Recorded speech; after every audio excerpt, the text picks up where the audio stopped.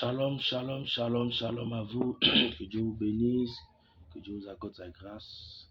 Je voudrais bénir le Seigneur encore pour la faveur qu'il vous accorde, pour la grâce qu'il vous donne encore en ce jour. Ce Dieu grand, ce Dieu bon, ce Dieu qui n'a ni fait ni commencement. Et vraiment, je bénis Dieu pour ta vie. Cet après-midi encore, nous allons voir une prédication que Dieu a voulu que je partage avec vous. Avant de commencer, nous allons prier. Père, merci. Agis puissamment. Glorifie ton Seigneur. Manifeste-toi. Sois présent. Règne et parle au travers de ton serviteur. Que sa personne soit diminue. Et que Seigneur, ce ne soit plus lui qui parle, mais que ce soit toi qui parles au travers de lui. Merci. Au nom de Jésus-Christ. Amen. Lisons 1 Jean chapitre 4, verset 1. Bien-aimé, n'ajoute pas foi à tout esprit, mais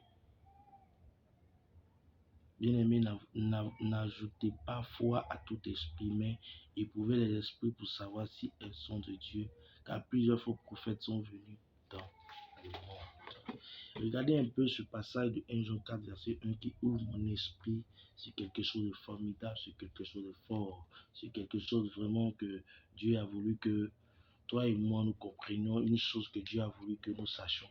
Vous savez, la parole de Dieu, elle est très profonde. La parole de Dieu est remplie de mystères. Et si tu veux comprendre la parole de Dieu, il faut laisser le Saint-Esprit t'enseigner, te faire comprendre des choses vraiment qui sont importantes dans la vie avec le Seigneur. Ici, le Seigneur dit, n'ajoutez pas foi à tout esprit. Vous savez, il ne faut pas porter ta foi sur tout esprit. Il ne faut pas porter ta foi sur tout esprit. Car tout esprit contient en lui certaines expressions. Les expressions de la malice, les expressions de la bonté. Vous savez, toute personne qui contient en elle un esprit de malice peut vous révéler des choses que vous pensez qu'elles viennent du Seigneur. Peut vous donner des choses que vous croyez qu'elles viennent de Dieu. Mais la Bible nous dit qu'il faut éprouver les esprits pour savoir si elles sont de Dieu. Car il faut que nous comprenions que la marche avec le Seigneur a besoin d'une grâce qu'on appelle le discernement. Donc mon thème de cet après-midi, c'est le discernement des esprits. Discernement des esprits. Bien aimé, ce don-là est quelque chose que tout et chacun de nous devons posséder. C'est quelque chose que tout et chacun de nous devons avoir. Parce qu'on ne peut marcher dans le Seigneur sans avoir le discernement. Regardez, quand nous lisons le livre de Actes 19, Actes 16, nous voyons qu'il y avait une femme, la Bible dit qu'elle était remplie d'un esprit et qui prophétisait à toute fois qu'elle voyait Paul et Silas, que ceux-là étaient des serviteurs de Dieu. Ceux-là étaient des serviteurs de Dieu. Et quand Paul, ayant le discernement, a vu que cette femme prophétisait à tout moment qu'elle voyait Paul et Silas, Paul a ordonné à l'esprit de Python de quitter sa vie. Il est important pour toi d'avoir le discernement. Le discernement, c'est quoi? Avoir le discernement, c'est connaître l'expression des langages, c'est connaître le sens du spirituel, c'est connaître le sens des choses qui nous sont révélées. Vous voyez? Qui nous sont révélées. Il y a des choses que tu peux penser qu'elles viennent de Dieu. Il y a les choses que tu penses qu'elles viennent du Seigneur. Mais la Bible nous dit que à force d'avoir des occupations dans la matinée, d'autres ont eu à avoir des songes. C'est pourquoi il est important en tant qu'enfant de Dieu d'avoir le discernement. Le discernement est une chose qui est importante dans la vie d'un enfant de Dieu. Si tu n'as pas le discernement, tu vas penser que ce que tu es en train de faire ou bien ce que tu es en train de dire vient du Seigneur Jésus-Christ. Avoir le discernement, c'est comprendre le langage de Dieu. Vous savez, Dieu a un langage, Satan a un langage. Si tu n'arrives pas à comprendre, si tu n'arrives pas à cerner le langage de Dieu et le langage du diable, tu vas te dire que ce que tu es en train de faire, soit ce que tu es en train de dire vient du Seigneur. Comprenez? Le langage de Dieu, elle est profonde, mais le langage du diable, elle est facile. Comprenez?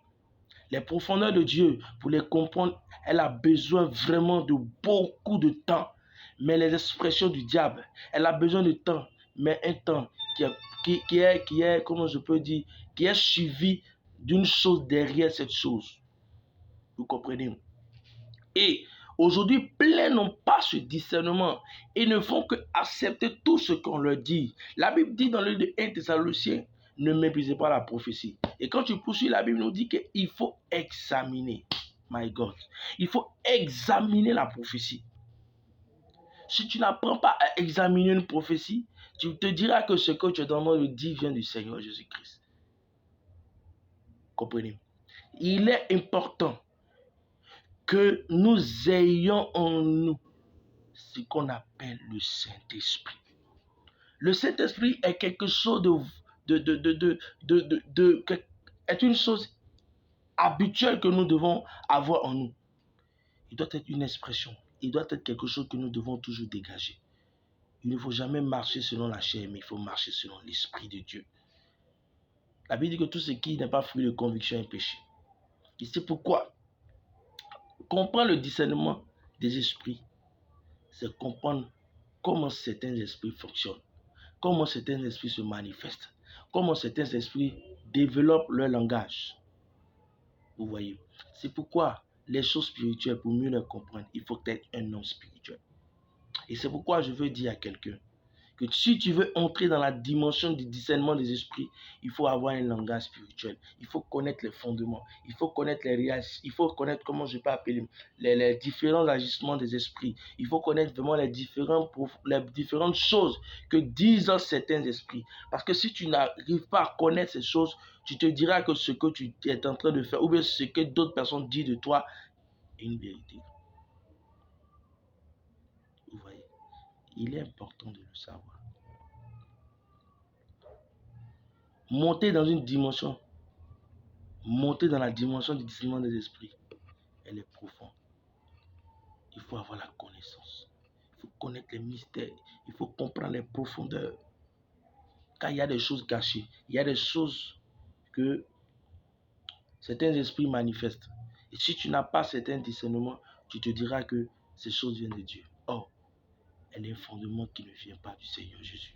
C'est pourquoi, ayons le discernement. Quand une prophétie sort, examine toujours la prophétie. Examine toujours la prophétie. Donc, bien aimé, voici un peu ce que j'ai à partager avec vous. Il est important que nous ayons le discernement. Éprouver toujours les esprits. Il faut toujours connaître, il faut avoir la connaissance sur ces esprits-là, afin de mieux aller avec le Seigneur. Que Dieu vous bénisse.